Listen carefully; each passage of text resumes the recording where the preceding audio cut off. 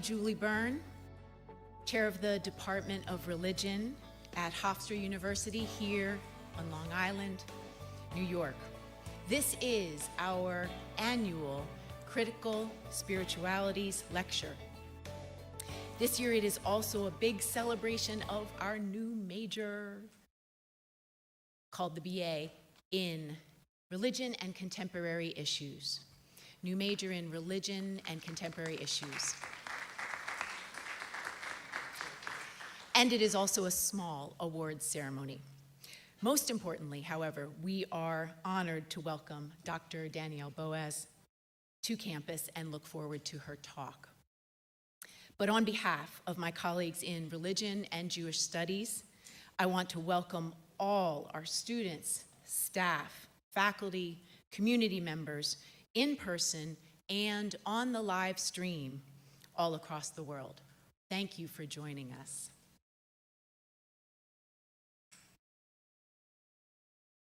I want to thank our many co-sponsors.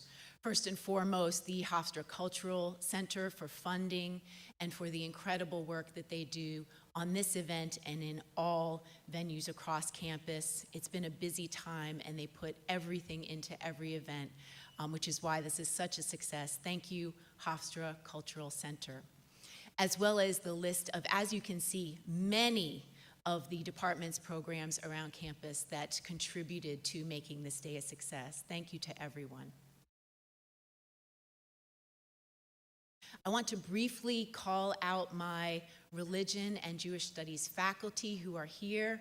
And if you could just wave or stand, people have name tags on, but I will just call out Dr. Balbinder Bogle, Dr. Ann Berline, Dr. Julie Byrne, Dr. Sophie Hawkins, Dr. Santiago Slobodsky, Dr. John Tien, and I put her name on the slide, Joanne Herlihy, but she said, shh, don't introduce me. Sorry, I forgot. Okay. Joanne makes the department run. Thank you, Joanne, as well. This is the new major.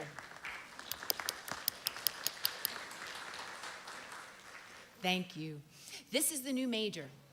So basically, in the religion department, we are committed to the study of religion, especially insofar as religion shows up in everyday life, in the public sphere, and in people's personal experience every single day. It's your family, it's your colleagues, it's those you will serve in your future lines of work. It's the stuff of which you will need to be aware, whether you go into law or business or health or the media and arts, religious literacy for working in the world. And so this major is really rebranding what we've always been doing, which is making sure that when you come to religion classes, you have what it takes to know about religion for a working knowledge of how to be in the world as people and as professionals. So there are three particular tracks: health and law and media and culture. I would be totally happy to tell you about any of these in more detail, as would any of the Religion and Jewish Studies faculty. So get with us and I can tell you more. Registration is upon us for the seniors already and through the end of October for everyone else. So this is the list of Jewish Studies and religion classes that are happening in the spring. Please take a look, please sign up. All of them go toward one or more of the tracks in the new major. And so again, I can tell you much more if you're interested. Get on that registration site, get signed up for your classes. So we have a couple of student awardees to announce, and this is partly because we are just so thrilled with the students in Religion and Jewish Studies and are so excited at how well they're doing. And also because we could not meet in person to have these ceremonies last year. And so this is a holdover from the COVID year when we were not in person. But I just wanted to announce those who won awards in the department last year, starting with the Hofstra College of Liberal Arts and Sciences Academic Excellence Award in Religion, which was awarded to Melissa Brownstein. Is Melissa here yet? I knew she had to be late. Oh, stand, Melissa, please.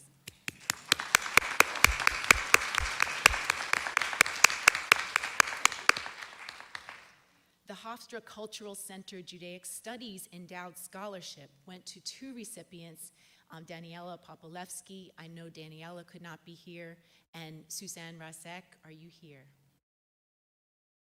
Perhaps not. Way to go anyway.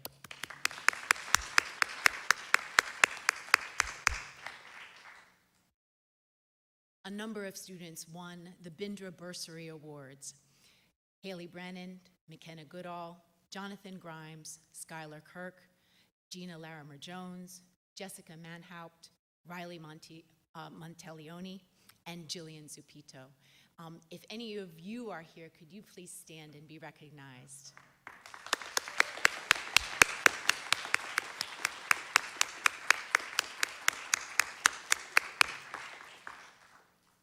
Terrific, thank you. And then I have a page as well that just lists all of our religion and Jewish studies majors and minors. You are the heart of the department. You're why we do it. We're a small group, but growing and growing more with the new major. Just in the past couple of years have doubled our number. So I just wanted to put your all's names up, and if you could wave.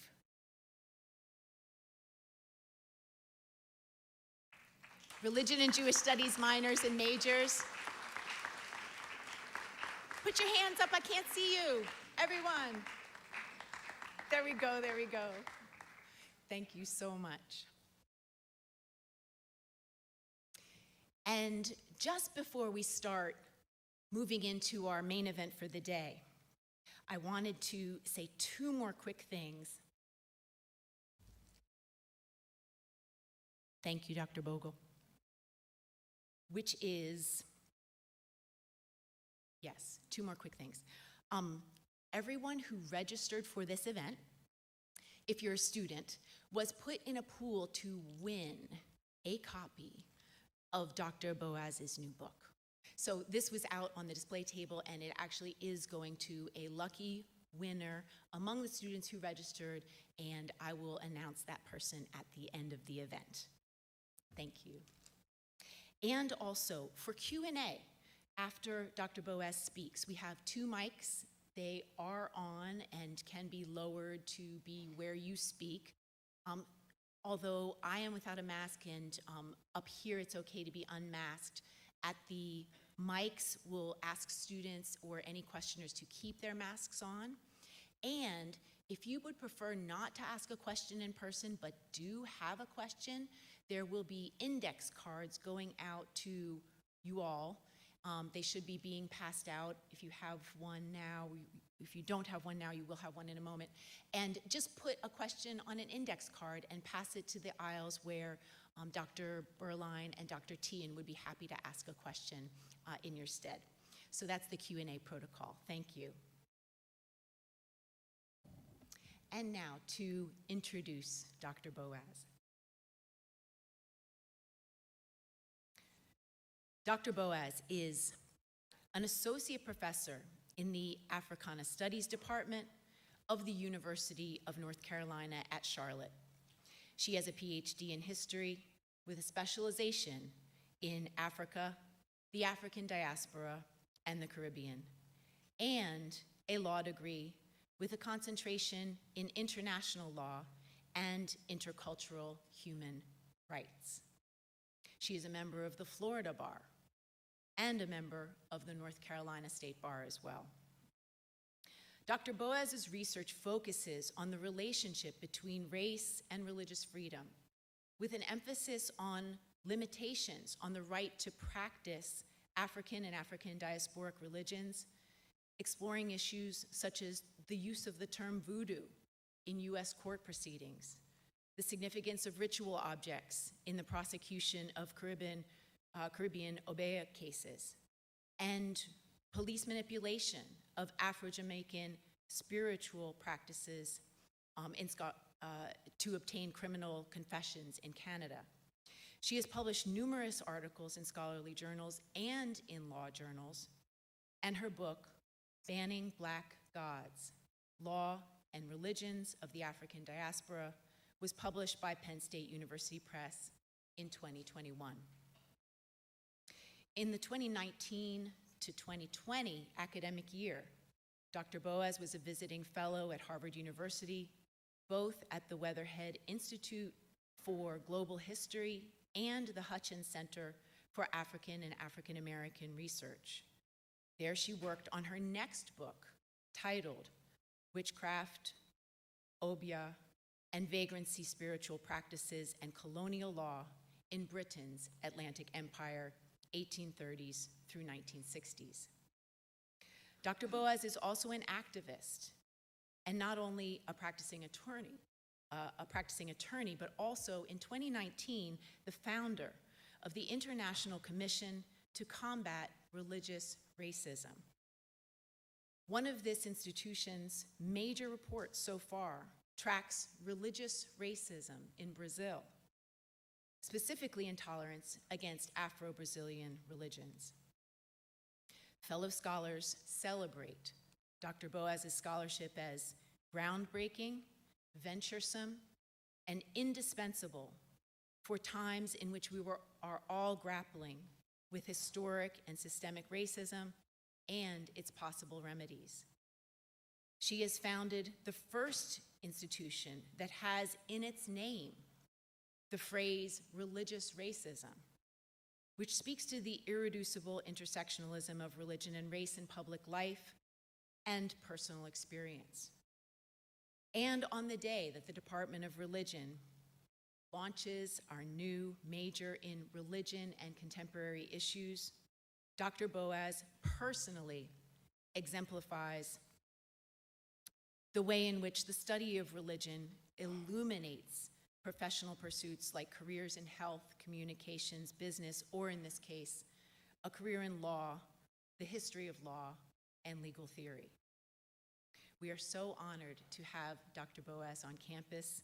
Let us give a very warm welcome to Dr. Danielle Boaz.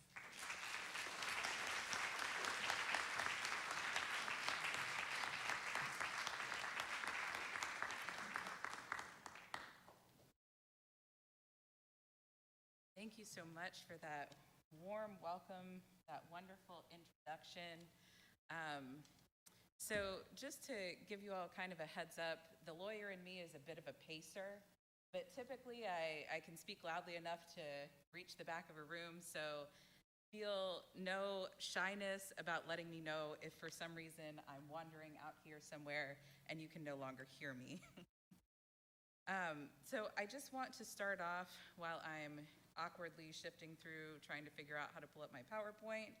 I want to thank the Cultural Center and the Department of Religion and Jewish Studies for the invitation to come here and give the Annual Critical Spiritualities Lecture and to help launch this exciting new major in religion and contemporary issues. And I truly do mean exciting.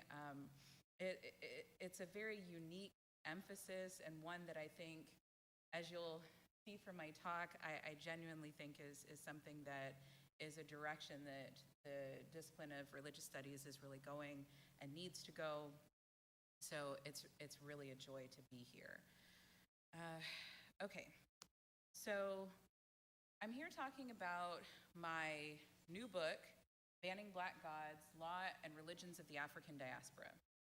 It's a book that spans a number of different things, and so I'm just going to, in the interest of keeping things short and giving you all time for questions, I'm going to focus on one specific aspect of my book. But to start out, I'm going to give you a little glimpse into what it covers so that if you want to ask any questions, you can feel free. And just in case I forget to mention at the end of the talk, I also want to make it clear to all the students in the audience that, as Dr. Byrne mentioned, I have a Ph.D. and a J.D., so a law degree and a doctoral degree in history. If you want to just ask any questions about my trajectory, how did I get here, what were my experiences in law school or anything like that, feel free to do so. I always welcome questions like that, and there are some very complicated answers to that. All right, so the first place that we're starting out tonight is with a bit of terminology. Probably in talking about my work, you're hearing this term religious racism for the first time. And the reason that you're hearing it for the first time is not because I invented the term. Certainly not. I wish I did. I wish I was that smart. The term comes from Brazil, which is also going to be where my talk focuses on tonight. And in Brazil, devotees of Afro-Brazilian religions, such as Candomblé and Umbanda, I'm going to talk a little bit about what those are in a moment. Devotees of these religions, adepts of these religions, have been experiencing a massive wave of intolerance over the past few years. So they coined this term, religious racism, because they were trying to find a way to talk about what's really happening to them in this moment and over the past few years, since I would say the start of the 21st century. And the reason that they needed to go beyond our normal terminology about religious intolerance is because it is something more, and it's rooted in racism. So this signifies two things. One is just a basic sense that religious racism is the merging of religious intolerance and racism. So it's about kind of the racial identity of a religion itself and the adepts, the practitioners of that religion, and it's also about intolerance against the religion. The other piece of religious racism, which I think is the more common reason that people in Brazil use this term, is because for many, many centuries, Afro-Brazilian religions faced state intolerance. They were prohibited by law for a number of decades. They were persecuted during the period of slavery in Brazil. And so this idea of religious racism today, it signifies that religious intolerance isn't something that's just happening now. It isn't something that's just born all of a sudden out of nowhere. It's something that's built on centuries of discrimination that dates back to and is very deeply rooted in slavery in Brazil. So this concept of religious racism, like I said, it comes from Brazil, but what I did was, after I heard this terminology and really started to understand it, I took it and applied it to all religions from the African continent, or all religions with large numbers of Black devotees or devotees of African descent. And so this becomes the framework of all the things that I talk about in my book, which you can see a list of the different things that I cover in the chapters of the book here. There's basically a different chapter on each topic, although the topic number 7 about religious hairstyles and attire is something that is broken down into 2 separate chapters. So if there's anything on there that you find interesting that you'd like to ask me about later, I wish I had time to go into it tonight, but like I said, in the interest of time, I will just give a nod to these are the vast number of things that the book covers, and then we're going to dive into chapter 1. So before we do that, because I know I'm talking to a lot of students, and most people, unless you've taken a class on African diaspora religions, you probably don't have a lot of foundation for what and where we're talking about. So let's take it to the basic principle. What we're talking about here is Africana religions. And yes, there is an intentional A at the end of that. So Africana, we're talking about things that are derived from the African continent, but not necessarily located there today. They came to the Americas with the Atlantic slave trade and have developed, have merged with other religious belief systems, have changed over time since then, but their roots are in the Atlantic slave trade. What you see here is a map from slavevoyages.org, wonderful site. If you've never visited it before, I highly recommend it. And this gives us an idea, a map showing where enslaved people landed in the Americas. This is important because you see at the bottom here, I have a pointer on this, doesn't show up very well, does it? You see this large arrow down here at the bottom. This shows you the vast percentage, the vast number of enslaved people who are coming across the Atlantic and landing in Brazil.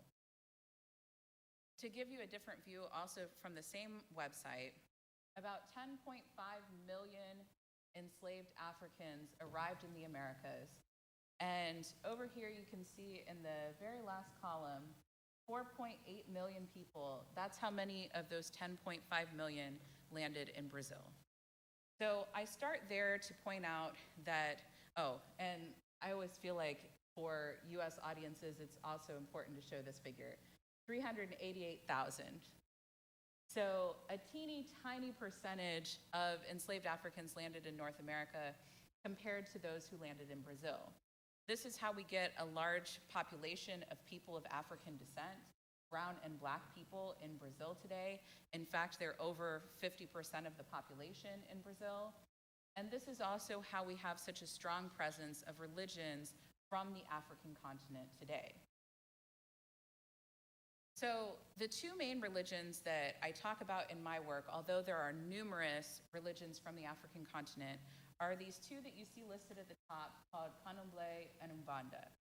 Candomblé is actually a series of nations, a number of different sects, if you will, of rather than a single religion. And so there are different religions that actually come from different parts of the African continent.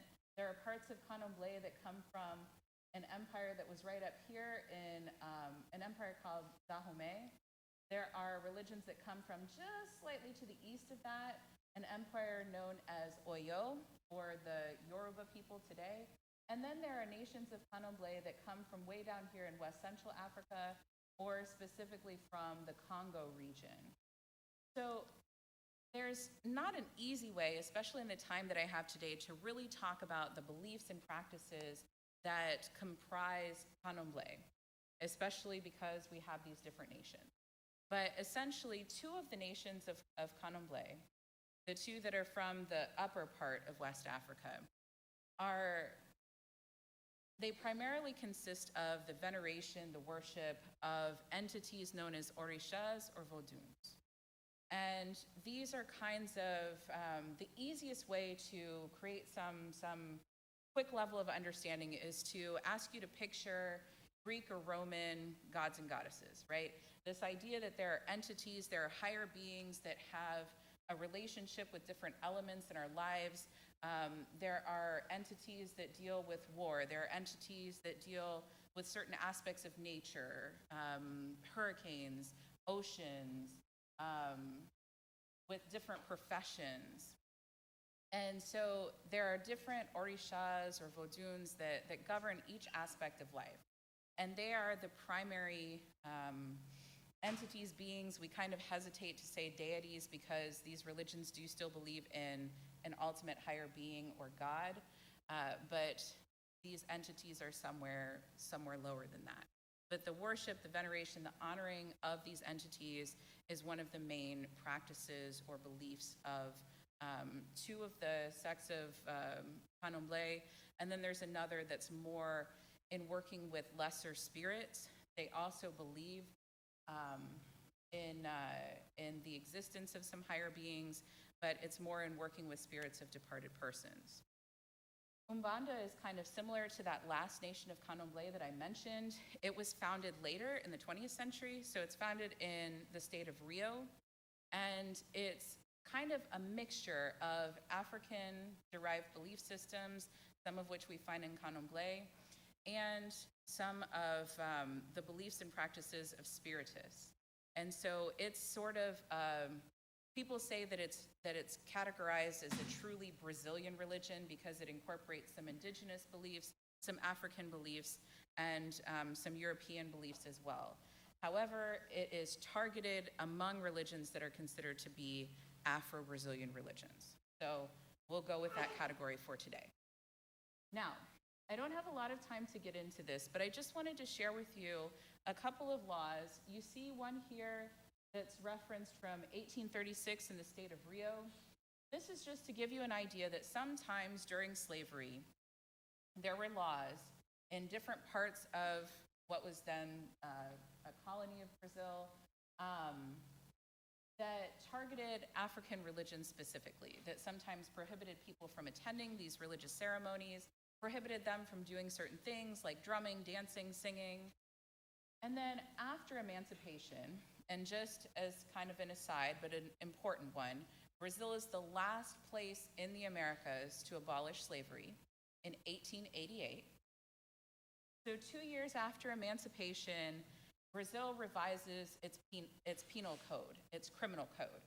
And the penal code includes 3 new articles, 3 new sections that prohibit Afro-Brazilian religions in certain ways. They categorize them as faith healers, as practitioners of magic, fortune tellers.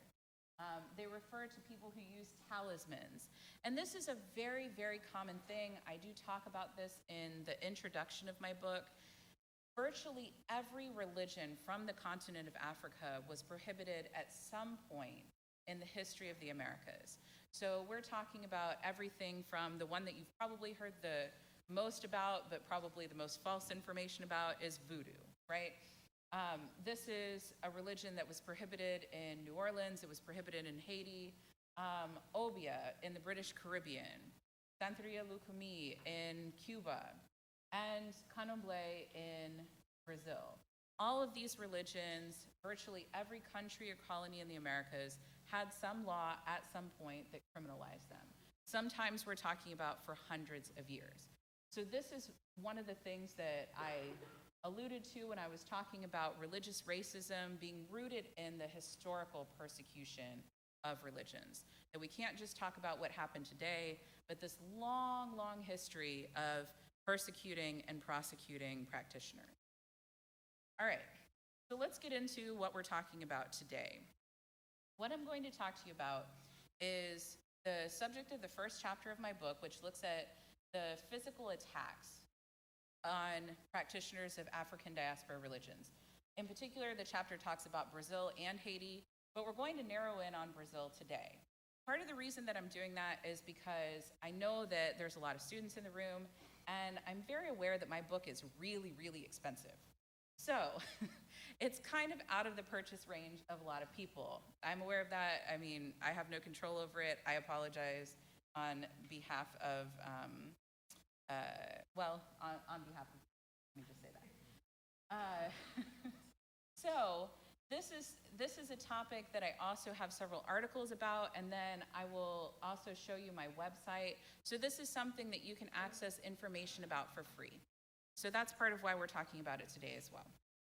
What you see here is a graph showing you cases of reports of religious intolerance in Brazil. I bring this up to lay a foundation for what we're talking about. This is reports of any kind of religious intolerance in Brazil. They created a hotline in 2011 that receives any person who wants to call in and report a violation of different kinds of human rights can call in, and you see that it started off really slowly, and then sometime around 2015, it just spikes. It just really jumps. And it stays up there, really high levels of reports of religious intolerance. I don't know why I don't have the next year or two on there. Sometimes I mess up my slides occasionally. But it has remained high in the past few years. Now, we know that there's been a spike in religious intolerance generally. What I want you to see is that the vast majority of people who are reporting cases of religious intolerance, or who we have documented cases of religious intolerance against them, is Afro-Brazilian religions. So up there on your right, you can see the slide showing that 64% of the people who are known victims of religious intolerance are members of Afro-Brazilian religions. Remember, these are the devotees of Candomblé and Umbanda who we were talking about a moment ago. However, the slide that's to your left, you can see that they're this little tiny sliver, less than 1% combined of the population of Brazil. So obviously they're experiencing really disproportionate numbers of attacks when one considers that there's such a tiny portion of the population of Brazil. The other thing that it's important to mention, I don't have enough time to really get into the why, the how of this today, but feel free to ask me questions about it, is the religion of the perpetrator. So what you should be paying attention to here is, again, this is a pie chart showing the percentage of the population of the, religious breakdown of Brazil. This 22% right here is what we want to pay attention to. 22% of the population of Brazil, it's probably actually higher than that now, 22% is Protestant. I think this data is from 2010, so that's why I say it's probably higher than that now. They are about 63 or 64% of the perpetrators of religious intolerance when the perpetrators have been identified. So they are disproportionately carrying out acts of intolerance, while Afro-Brazilian religions are disproportionately the victims of religious intolerance. What are we talking about when we say religious intolerance? Well, sometimes we don't have a lot of data about that. The Brazilian federal government is really good about collecting some really strange fake, I didn't mean to say fake, but maybe I did. Some really vague data about what's happening. So they have these reports that tell us, all right, Afro-Brazilian religions are the victims of intolerance a lot of the time. They don't tell us exactly what those attacks look like. But we have some reports here and there that give us some idea of what's happening. So one of them comes from the Palmares Foundation, and this is from 2010 to 2015, so before we saw the spike in cases of religious intolerance. And they tell us that there were 218 violent attacks against Afro-Brazilian religions, violent attacks against the practitioners, violent attacks against their places of worship. In a single week in 2017, there were 7 terreiros, and terreiro is just a way that in Portuguese they refer to Afro-Brazilian temples, so places of worship. 7 terreiros in just one part of the state of Rio were destroyed in a single week in July of 2017. In the 3-month period between July and September of that same year, 30 terreiros were destroyed, right? So we're talking about really small periods of time when there are numerous acts of violence against devotees of Afro-Brazilian religion. And to give you an idea of where we're talking about, this whole area that's in color here shows you the state of Rio. It's just kind of funny because there's actually just a really small sliver down here that shows you where the tourist area is in the yellow section there. But then this whole area is actually the state of Rio. So Baixada Fluminense, the part that they were talking about, the attacks taking place, that's the part in orange there. It's considered the northern part of Rio and is also an area that is known for, first of all, being where regular people in Rio live rather than the tourists. And also it's known for having a lot of issues with violence and drug trafficking and things of that nature. Which leads me to the first kind of violence that we're going to talk about. This is a huge problem that's happening in particular in the state of Rio. If you ever read anything about Rio and crime in the news, you're going to see that there's a huge issue with drug traffickers controlling a lot of these communities that are known as favelas, which are sort of shanty towns that developed outside of recognized cities. And the drug traffickers, since at least around 2005, have been converting to certain sects, certain divisions of evangelical Christianity, in particular a group called Neo-Pentecostals, and they have become essentially extremists. They have started attacking any other religious communities that live within their territory, especially Afro-Brazilian religions. So this has been a problem that, like I said, it dates back to 2005, but over the past few years, since especially I would say around 2017, it's something that has led to dozens of attacks. In the case of 2019, one particularly bad year, over 200 terreiros, remember temples, were invaded in that year alone. And actually, that data comes from, if I remember correctly, September of 2019. So we didn't even finish the entire year before the state of Rio released this data saying that these evangelical drug traffickers had targeted, invaded, harassed, sometimes burned down over 200 Afro-Brazilian religious temples in the state since the start of the year. The other thing that they're doing is, in some cases, they're committing acts of vandalism. In this one, the traffickers invaded this temple 3 times over the course of about as many years, about 3 years. And in this one instance in 2019, they invaded the temple, they took it over as their own headquarters, and then wrote, "Jesus is the owner of this place" on the exterior wall of the temple. In another incident in 2019 as well, this is the burned remnants of a Candomblé temple here. And this is a case where some traffickers who were actually, in a rare instance, actually arrested a few months later. They invaded a temple that belonged to an 84-year-old priestess. Iyalorisha is the name for a female priest of Candomblé. They invaded a temple that belonged to an 84-year-old woman, and they held her at gunpoint and forced her to destroy her own shrines. And you can see some of them, maybe back there the image is not so clear, but you can see some of the shrines here that are broken into pieces. They forced her to break some of her own shrines, and then they burned the temple down after she was done. This is something that has become a common problem in Afro-Brazilian religious communities that goes beyond just these evangelical drug traffickers attacking different temples. Sometimes just average citizens, but usually in the case of attacks on Afro-Brazilian religions, we're talking about evangelical perpetrators. So it could be somebody who belongs to these evangelical trafficking groups, or it could just be a random person. Maybe they have joined a church group who goes around attacking these communities. Maybe it's just an individual. It varies in the circumstances that the attacks are being carried out.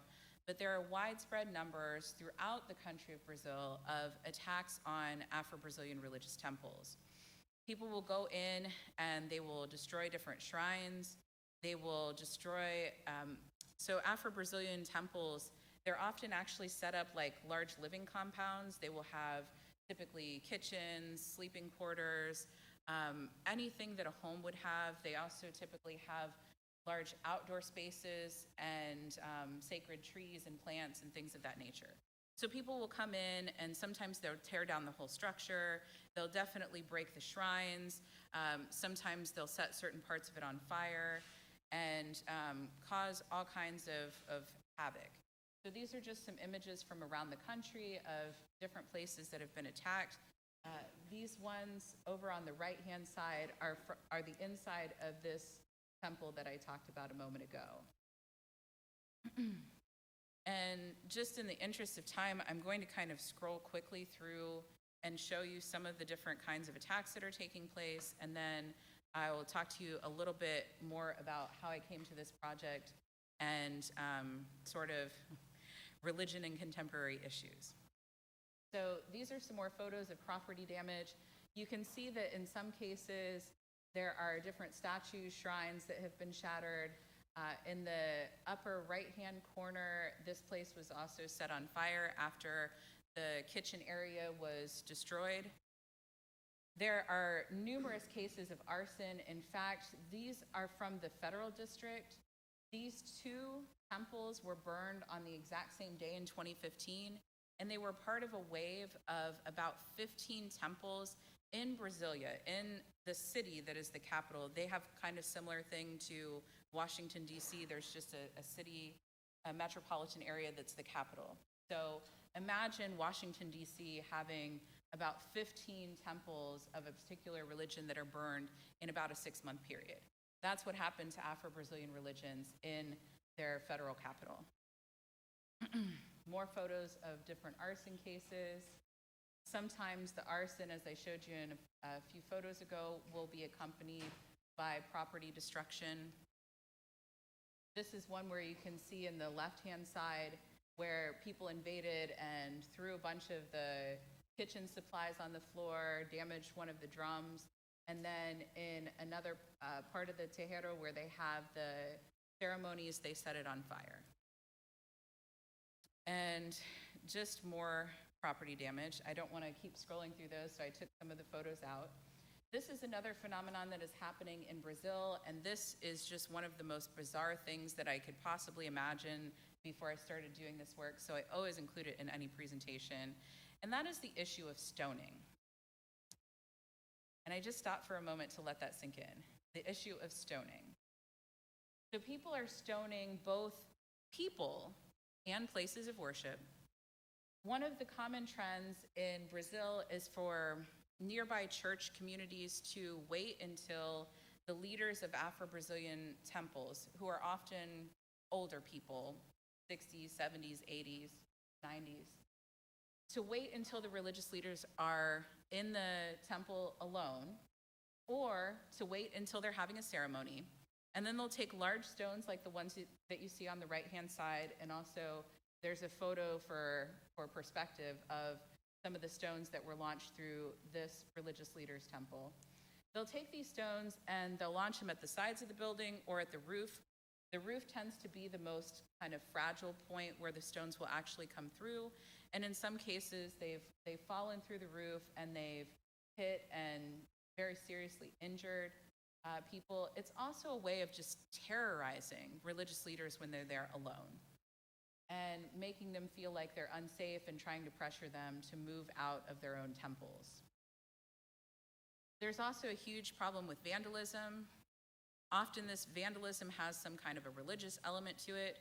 So here in the bottom left corner, you see the words, "The blood of Jesus has power."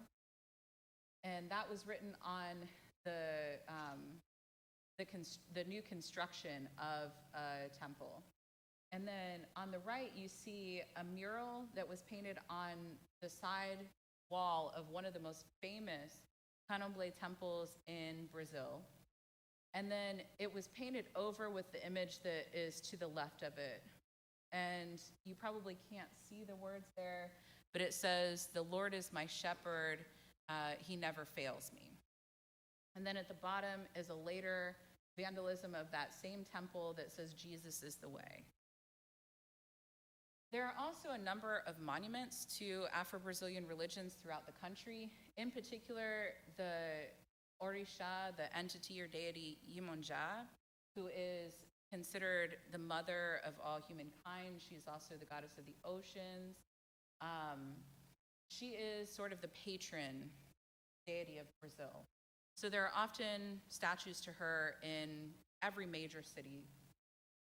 They are frequently being attacked, in some cases in a very gendered way. As you can see here, they've attacked the breasts in particular of this statue of Iemonja. In the one to the right, it has been decapitated, and you can see the head of the statue right down there. There's also in the middle here and to the right, a statue of an Orisha Oshala, which I want to point out is the Orisha or deity entity of peace, which was set on fire in 2015. And then there's also a series of physical attacks going on against practitioners, devotees of these religions. This I want to highlight here is a case of stoning. An 11-year-old girl in the state of Rio was stoned in the street by people who were following her family as they were walking home from a ceremony. And then in the bottom, well, on the right-hand side, you see images of a 14-year-old girl who was beaten up by her classmates who called her a witch. The term in Portuguese is macumbeira, like a sorceress, basically. And then the last slide that I want to share with you, just because it's something that might seem kind of strange when we think about Latin America, but will be very familiar to those of us from the US, which is the figure of a clan. And this is a poster that was found on the outside, on a pole outside the building of a Black Candomblé practitioner. And it says, "Black, communist, anti-fascist, sorcerer, we're watching you." And so this just kind of hits home to me, this racialized element of religious persecution. So I wanted to share with you to kind of wrap up and give you an idea of what I'm doing with this research, how I'm doing it. I have two articles that just came out recently. These are both open access articles, so whether or not the university has a subscription to them, you can Google them and find them for free. This one is called Exoticizing Terrorism, Religious Bias, and the Unchecked Threat of Evangelical Christian Extremists in Brazil. The other one is called Spiritual Warfare or Crimes Against Humanity, Evangelized Drug Traffickers, and Violence Against Afro-Brazilian Religions. Both of these center on the phenomenon that I talked about first, this idea of these evangelical drug traffickers attacking people in the state of Rio. And the one on the right gives more of a history of how those attacks developed over time and what we know about them.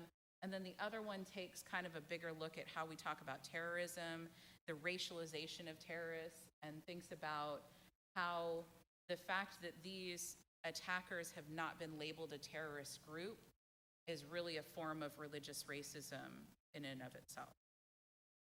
So, the last thing I'm going to say is to just tell you about the kind of connection that this has to your new major, religion and contemporary issues, and thinking about what you can do with religion and the legal field and politics, that kind of thing. So, as Dr. Byrne mentioned, I have this commission, the International Commission to Combat Religious Racism. And what we do is we document cases of intolerance against Africana religions. We're also creating a network of people, scholars, lawyers, businesses, that can help serve these religious communities. And we have a place on the website, well, pending, where people can just go to our site and report cases of religious intolerance.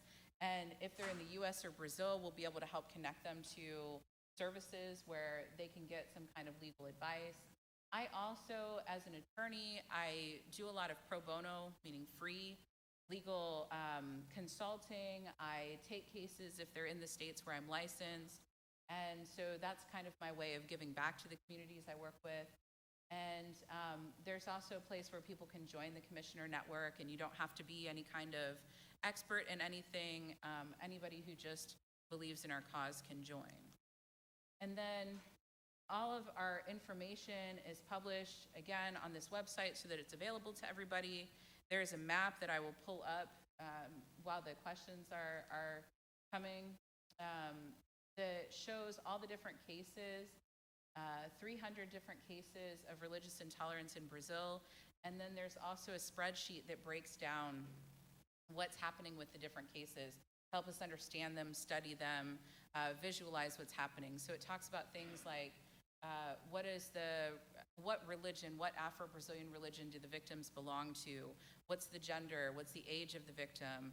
What's the religion of the perpetrator? What's the age of the perpetrator? So we're trying to understand what are the factors at play here so that we can identify who's the most vulnerable for attack, create certain pressures for the government to protect certain people, and that kind of thing, to really further the work of activists in Brazil. So I'll pull that website up. Oh, actually, it's already up. So this is an awesome function. Google Maps allows you to create free maps, for anybody who didn't know that. And so what I've done here is posted information about each incident, the sources of information, where you can find any photos or videos, and the date that it happened. And then if there are photos or videos, I can link them to the different incidents. So people can click on each one and a different thing comes up. There's also another map that for some reason is not as well used that sorts everything by type of offense. So if you want to see just an image of all the different cases of arson, the temples that were burned down in Brazil, you can sort the map that way as well. So I will end there and open up for questions. But thank you so much for coming. Thank you again for having me, and I appreciate you.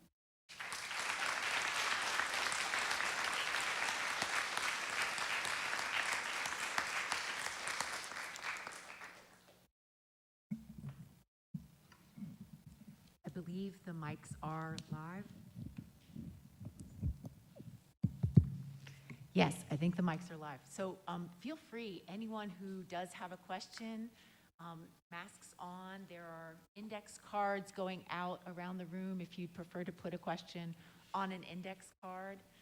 And please come forward, ask a few questions, anything. And like I said, don't be shy. You can ask me anything about how did I end up in this position as a professor after going to law school or anything like that. Ask me about how terrible law school was. I'll tell you all about it. Anything that you want to know. Go ahead. Hi, so I have two separate questions. So the first one is, do you think the election of Jair Bolsonaro had to do with the increase of violent attacks? Yeah. The short answer is yes. And that's something that I do talk about in at least one of the articles in thinking about why terrorism against Afro-Brazilian religious communities is not recognized. So for those who don't know, Bolsonaro, there's no way to say this without being political, but just to understand the stance, the political stance that he takes on things, he's referred to as the Trump of the tropics. So better or worse, take that what you will. I'm not going to weigh in, but he is a staunch evangelical. He has given support openly to neo-Pentecostal groups. He has said a lot of discriminatory things about indigenous Brazilians, Afro-Brazilians. In particular, I remember one of the things he said, I believe when he was running, he said that none of his sons would have been involved in a relationship with a black woman because they were too well educated or too intelligent, or maybe he said both, I don't remember, but I think it was one or the other. He's also put people in place. The Palmares Foundation that I mentioned that created a report about attacks against Afro-Brazilian religions is an entity, a federal government organization that's designed to protect Afro-Brazilian culture. And he put someone in the head of that organization that has repeatedly said that Afro-Brazilian religions are not going to be funded. While he's the leader of the organization, they're not going to do any programming about them, any preservation of them. And so there's a lot of ways in which he's put people in government offices who will turn the other way when this violence is happening. There are also other mayors, other governors of various cities where the violence is happening who are typically aligned with Bolsonaro, who are either simply allowing violence to occur without intervening or actively supporting sometimes attacks against these religious communities. So politics is a huge part of it, a huge. And then also, did you do your PhD first or law school first? How did you know what you wanted to go do? Because I'm kind of in the same situation. Yeah, so I went to law school, which I always joke, but I'm not joking, that I don't recommend to anybody. I say that I don't recommend law school because if you have to ask, don't do it. That's always my advice. Law school is not for people who are unsure about their trajectory. Law school is difficult. There is no one in the history of law school who has ever said, hey, that was the best 3 years of my life. It just doesn't happen. It's terrible. It's for people who are committed on the other side of this. I know I want to be an attorney, and if you don't, it's a waste of a whole lot of money and some pretty difficult years. But that said, I don't regret being an attorney. Law school is the place that I started. I had always wanted to be an attorney, and then I got through law school and I said, wow, maybe not. And so then I did a graduate law program in human rights law, which was absolutely amazing. And I realized how little I knew about academic research. And so I went back for my PhD at the end of that while a practicing attorney, which I also don't recommend. Don't do other things while you're doing doctoral work of any kind. It's not a good idea. Thank you. Mm-hmm. I've got some questions from Sure. students. And one is, were there any particular experiences you've had that made you passionate about ending religious intolerance? And then it's got a follow-up, and there are a couple questions where people ask, if you're comfortable, what religion are you part of? If Experiences that made me passionate about ending religious intolerance. There's a lot. I would say that the one thing that really stands out to me right now is that maybe some of you are too young to really remember the impact of this, but about a decade ago, there was an enormous earthquake in Haiti, right? And hundreds of thousands of people died, were displaced. It was a really horrible period. And right after that, there was a massive outbreak of cholera. And during that cholera outbreak, there was a period of about a month and a half, in which dozens of practitioners of Haitian Voodoo, which we typically call voodoo, dozens of practitioners of Haitian Voodoo who were lynched in the street. Mobs of people attacked them, blaming them for the cholera outbreak, saying that because there was this narrative after the earthquake that, first of all, that they had brought the earthquake on Haiti with their quote-unquote devil worship. And I have to put that in scare quotes because, in general, African diaspora religions don't even believe in the existence of an ultimate evil. There is no such thing as the devil. So it's outside groups, usually Christians, who are labeling them as devil worshipers, even though they don't believe in the devil. And so there were a lot of, especially missionaries at the time, who were promoting violence against Voodoo practitioners after the earthquake. And this just kind of built up and spilled over into communities and really kind of reached its height during the cholera outbreak. And mobs went around lynching Voodoo practitioners, blaming them for the cholera outbreak, saying they'd put things in the water, saying that they'd brought it on with their devil worship and all these kinds of things. And this is something that you can see in UN reports about what was happening in Haiti in, at this point, 2011. And Haiti acknowledges, oh yeah, sure, we think several dozen people were killed. And the UN wrote back and said, okay, so what are you doing about it? And Haiti never responded. And to my knowledge, to this date, there has never been anyone held accountable for any of these attacks. There were no mechanisms put in place to protect anyone after this. And it was just astonishing to me that in the 21st century, we can have people being lynched in the street for their religious beliefs, and no one's talking about it. No one's doing anything about it. Where is the outrage? And so this just really hit home to me that there's no protection for these religious communities because they've been demonized for so long. And so I've just really been passionate about doing something about it. Very briefly, I would say the other thing that really made me passionate about getting this book out and getting this work done is I met someone who is from one of the communities in the state of Rio where these evangelical drug traffickers were attacking. And I got to meet more recently, I got to meet some of the people who had been pushed out of their religious temples by these traffickers.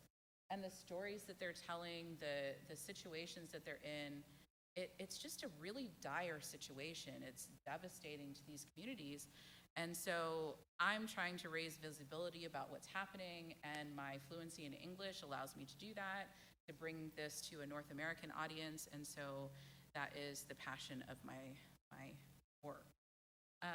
As for my own religious affiliation, I belong to a couple of different religions, a kind of sister religion of one of the nations of Candomblé that also honors, venerates orishas, but is just not from Brazil, so a very similar religion to that. And then another religion that dates back or originates to what is now Nigeria, called Ifa, which actually one of the bracelets that I'm wearing here, this beaded one, is a symbol of that religion.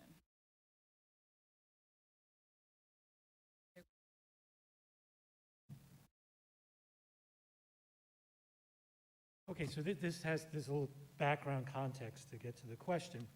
So a student is asking, Black leadership from enslavement through civil rights movement has been dominated by Black male clergy. A new Black atheist feminist humanism has embraced Black Lives Matter, and its proponents are vocal about their rejection of traditional Black religious institutions and doctrines. They prefer a more secular framing of the fight for social justice and against racism and white supremacy. The question is, what are your thoughts about this? Just reading it directly, what are your thoughts about this contemporary trend from sacred Black leadership towards secular Black leadership? I'm not sure if it's meant both ways, but I guess it's just asking your thoughts on this larger question.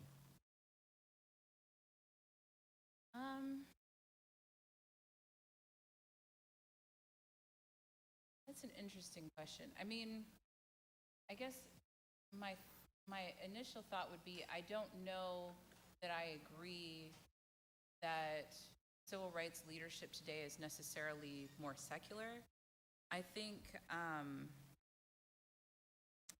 that a lot of the grassroots organizing that we see today is still coming from religious communities. I think that we have fewer of the openly religious male figureheads of the past, like the Martin Luther Kings and the Malcolm X's, right? I think we have fewer of those individual religious personalities coming forward today, but I still think that a lot of the activism that we're seeing is still happening in the churches, in the mosques, et cetera, in the United States.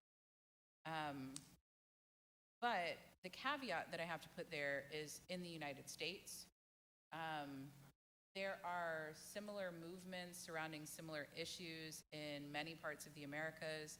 As we talked about in one of the first slides, people of African descent, enslaved Africans landed in all parts of the Americas. In most places, many more people arrived,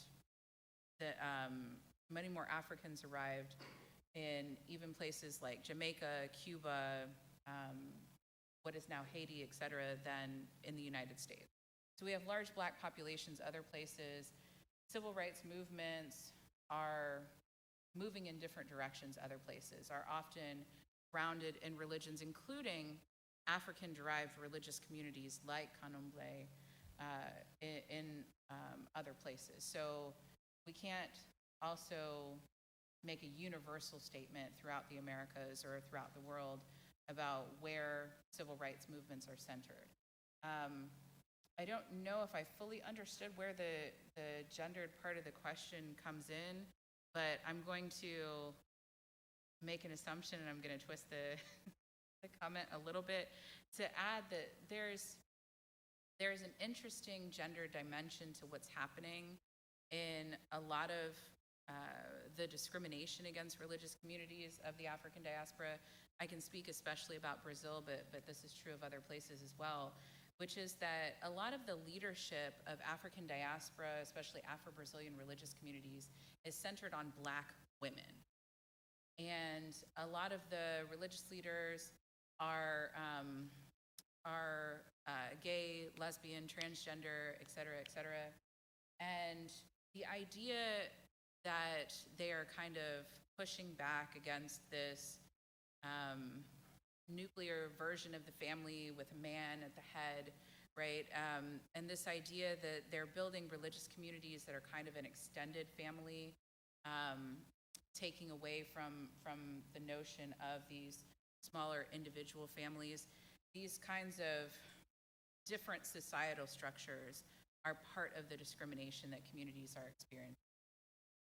And part of what I'm trying to do, what my colleague and I are trying to do as we enhance this map that we're doing, why we're recording the gender and age and where we can race, is to understand how often, for instance, are elderly Black women religious leaders being attacked versus male religious leaders. It seems like from reports that Black women, especially elderly Black women, are being particularly targeted, especially for things like stoning of their temples, or some cases, arson of their temples and other kinds of violence. So there's a lot going on with gender and sexuality and gender identity and these kinds of things that underlie a lot of the issues going on in Africana religious communities.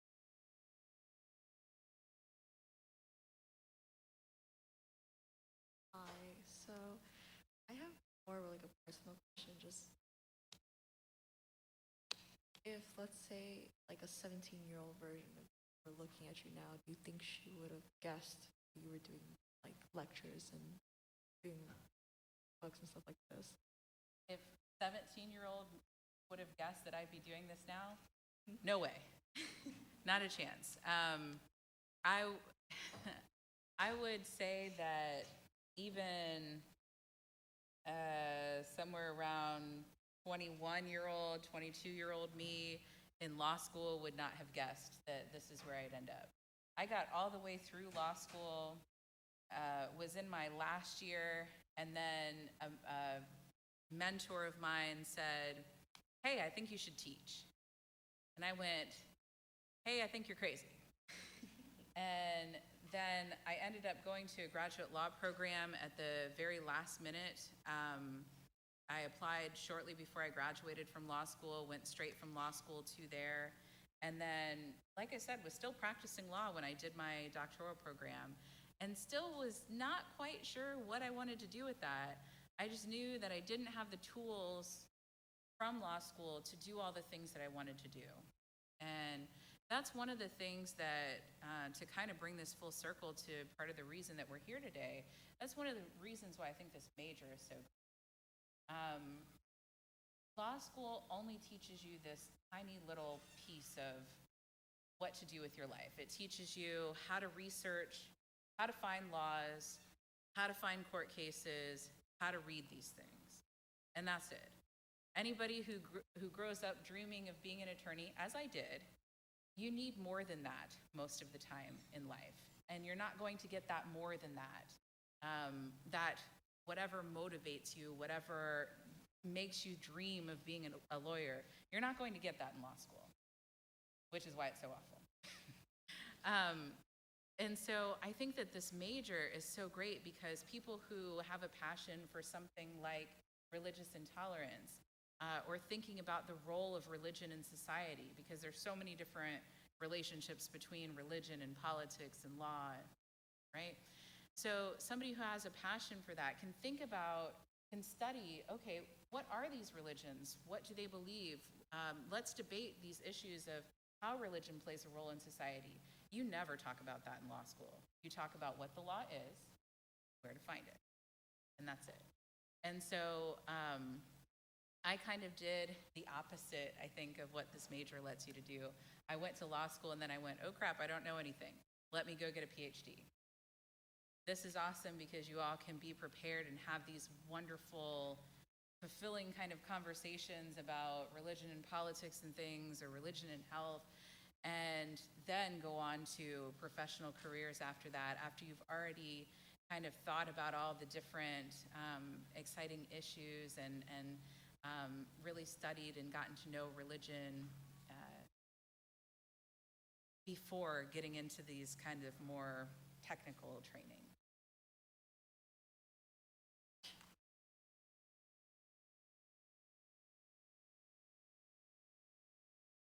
You mentioned Protestants, but are there any other Abrahamic religions contributing as largely to the violence in Brazil?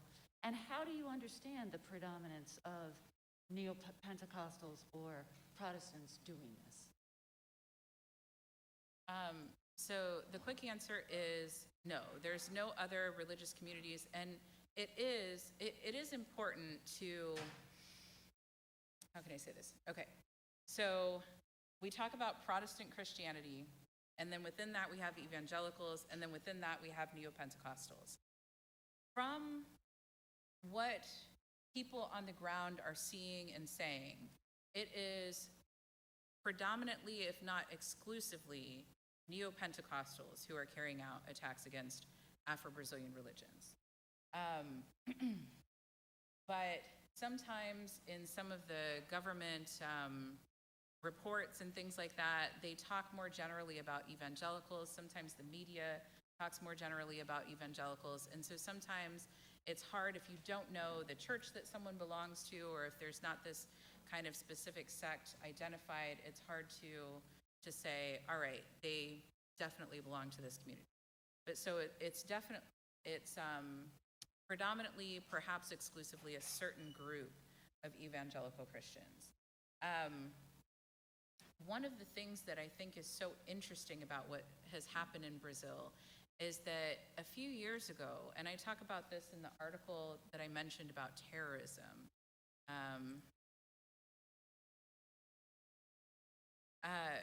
a few years ago in this article, Exoticizing Terrorism, a few years ago, Brazil modified its terrorism legislation, and they did so as they were preparing to host the Olympics, because there were a few instances, I think 3 if I remember correctly, where there were some kind of rumors or concerns that maybe some Islamic groups were planning something or financing terrorism or something, but no actual incident ever happened. And in fact, Brazil has no significant history of any kind of religious terrorism in the entire country, except for what these neo-Pentecostals are doing. So that's something that I think is really striking about what's happening there. And then how do I understand? I'm not sure if the question is about the rise of Protestant Christianity or neo-Pentecostals in general in Brazil, or their prevalence in the attacks against Afro-Brazilian religions, but I'm assuming probably the latter. So part of their belief system, and one of the things that numerous pastors have now been convicted of preaching, is that Afro-Brazilian religions, kind of similar to what we talked about a moment ago with Haiti, that Afro-Brazilian religions are devil worshipers.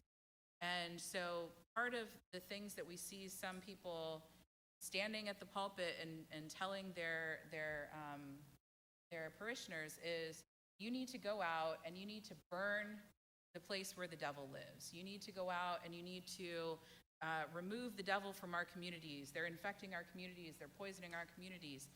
And in some cases, they're actually going out there with their congregants and helping to destroy Afro-Brazilian shrines, offerings, various symbols of Afro-Brazilian religions. So this is a very, very much a part of their religious worldview, that Afro-Brazilian religions are worshiping the devil.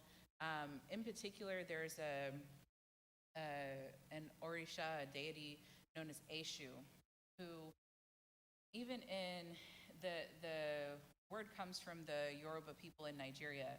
And even in Nigeria, Yoruba English translations of the name Eshu translate it as devil, because it's a colonial translation.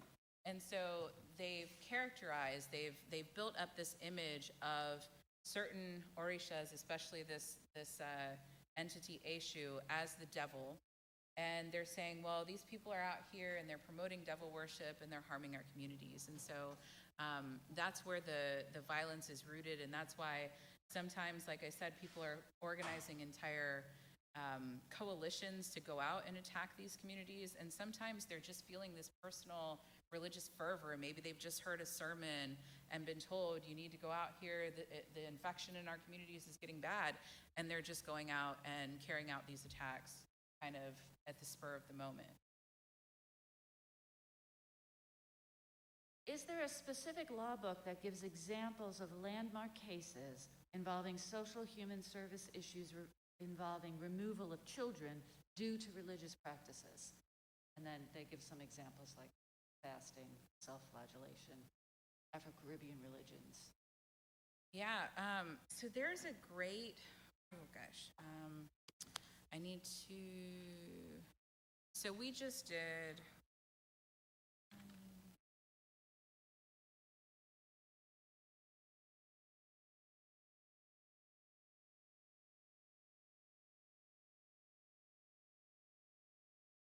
hope you all have a subscription to the Journal of Africana Religions. We just did a roundtable. I think this should take us to it. We just published a roundtable. I'm co-editor-in-chief of the Journal of Africana Religions. Our last issue, the second one of 2021, contains what we call a roundtable on religious racism in Brazil. It has 6 essays in it that myself and my colleague, Dr. Santeria, translated from activists and victims of religious intolerance in Brazil.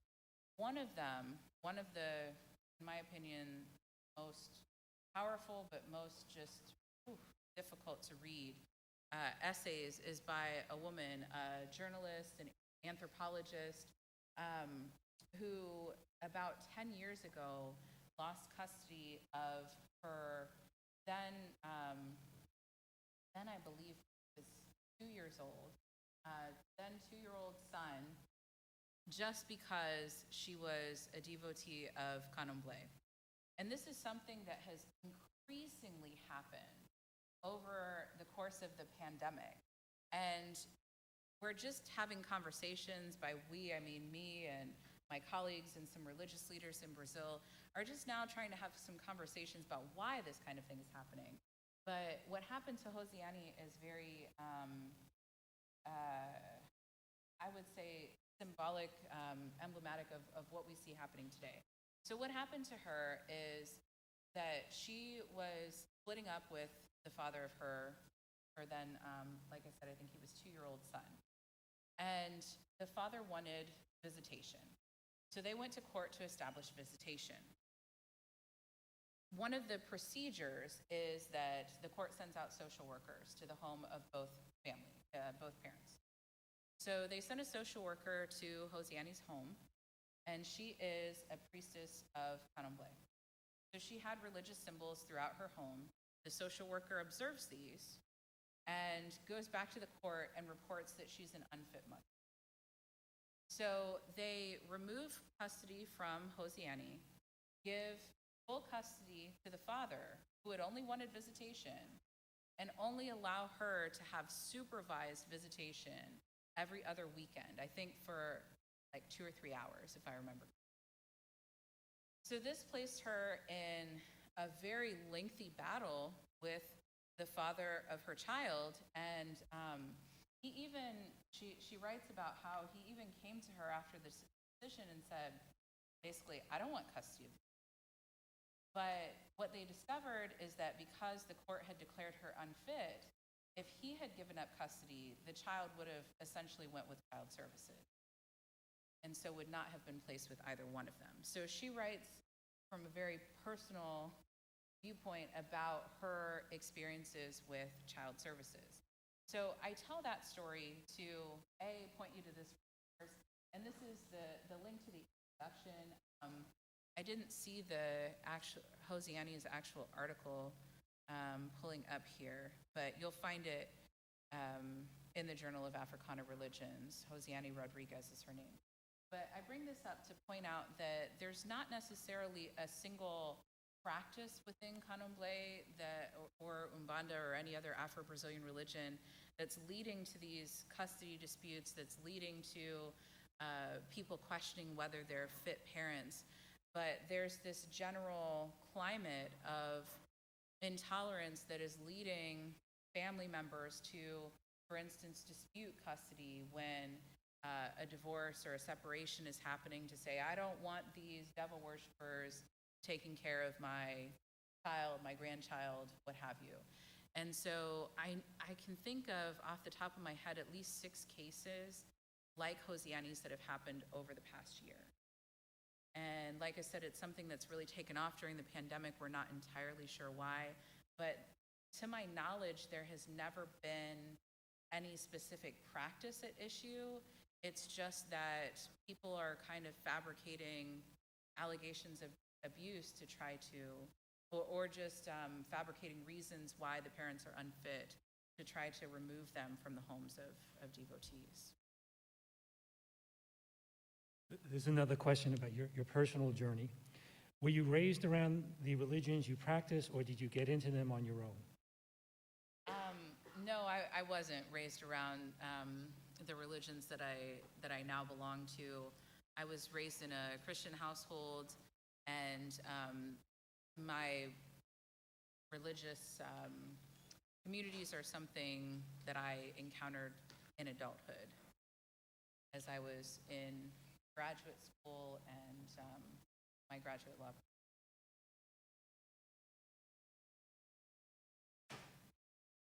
So there are a couple of questions about to what extent is religious racism happening in the United States? And then there are some questions about, is it just Afro-Caribbean religions, other religions / ethnicities? To what extent is it happening in the United States? Gosh, let me expand that question out and say, to what extent is it happening in North America? Because I can give you a bit of a sexier response to something that happened in Canada, and then there are a couple of cases in the US that in the back of my mind, I'm thinking to myself about whether or not it's appropriate to share, because they're cases I consulted on as legal counsel. So one of the cases in Canada that I can share with you, and I will make this as brief as humanly possible, they deal with practitioners of Obeah, which is just the general term given to African-derived religions in the former British Caribbean, so places like Jamaica, Trinidad, Tobago, Barbados, et cetera, et cetera. So some folks from Jamaica who believed in these religions were living in Toronto, and they were suspected of having committed some crimes. There's a couple of different people, and they were suspected of committing a couple of different crimes. So in a couple of different cases, the police hired agents or went undercover and pretended to be spiritual counselors and created these fake ceremonies in an attempt to get these people to confess to something that they did. And so, for instance, in one case, a police officer pretended to be this Obeah priest, right? And he approaches the mother of two people who he thought were involved in this series of kind of gang murders that had happened around the city. And he approaches the suspect's mother, and he stages a car accident with her, and then tells her, "Whoa, I'm feeling a vibe off of you. There's something going on here." And then over the course of several months, does all these crazy things to her. He puts dead birds on her doorstep and tells her that they're dying because there's evil surrounding her house. He falsely arrests her and tells her that tells her kids that she's going to keep getting arrested because it's evil spirits plaguing her and somebody in her life needs to confess something bad that they've done. I mean, he terrorizes this woman, all in an effort to get her sons to confess to something that he thought they had done. And ultimately, they do admit to being in this location at the scene of the crime, at the time of the crime, and basically their confessions during a religious ceremony that was supposed to cleanse them and their mom from all the evil that he said had been surrounding them. That's the only evidence that the police had against them. And the Superior Court, so this appellate court in Canada, says, that's okay. You can use those confessions. You can pose as a spiritual advisor to these people, make up entire ceremonies, harass them for months, and this is good evidence in court. The interesting thing is, a few years earlier, the Supreme Court of Canada had given this specific example that police officers can't go undercover and pretend to be a priest taking confession. But you can pretend to be a priest of an Afro-Caribbean religion, right? And so that's an example from Canada. I don't want to say too much about what's happening in the US. I can say that there are a number of cases in the US where police are invading especially Afro-Caribbean ceremonies, especially Afro-Cuban religious ceremonies in New York, New Jersey, Florida, Texas. Sometimes noise complaints, sometimes overcrowding complaints, lots of different reasons. Sometimes they're invading homes, invading rented out spaces where religious ceremonies are taking place and claiming that they're looking for drugs, that they've heard that a suspect is here, they've heard that someone's hiding out with the family. And there have been entire books written about how African diaspora religions are narco cults, that they're more prone to being the religions of people who deal in drugs and do other organized crime than other religions. And so certain so-called scholars have actually advised police to target these communities when they're doing investigations into drugs and other organized crime. So we do see a lot of harassment of these communities in the US as well. I just don't want to give too many details because some of the cases are still pending, and I just want to be sensitive to. Hi, thanks for your talk. Just a quick question. You mentioned that the perpetrators of religious racism were themselves religious, in particular Christianity, Protestant Christians, as you've explained. Is it always the case, or do you also see religious intolerance from secular humanists and rationalists? For example, this could be broadened out to a bigger category where you have the Chinese violence and control of the Uyghurs.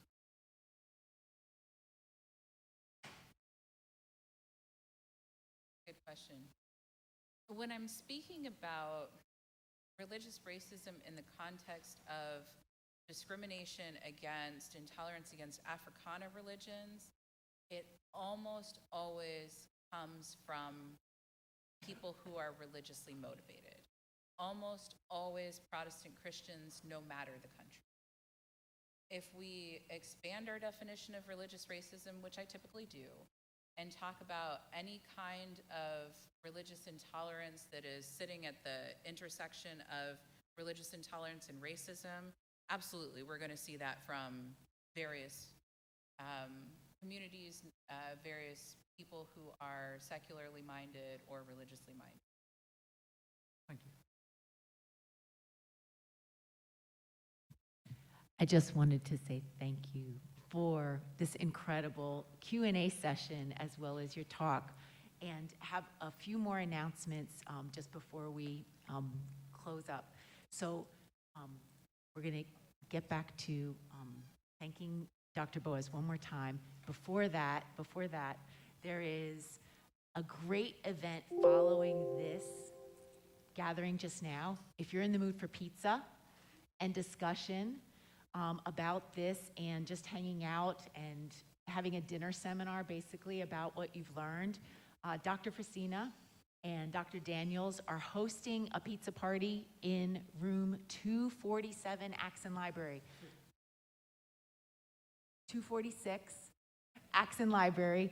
Anyone is welcome to come and join for pizza in 246 Axon.